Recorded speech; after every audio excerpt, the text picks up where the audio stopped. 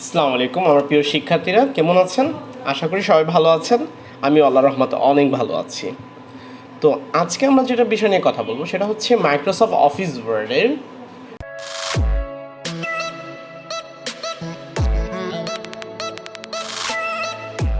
Design মেনুর page colour নিয়ে।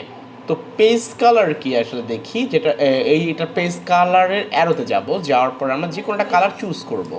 তাহলে দেখতে পাচ্ছি আমরা এই লাইনটার পুরোটা রং হয়ে যাবে। আবার যদি আমি চাই যে অন্য রং করার জন্য, তো অন্যটার উপরে ক্লিক করলেই হয়ে যাবে।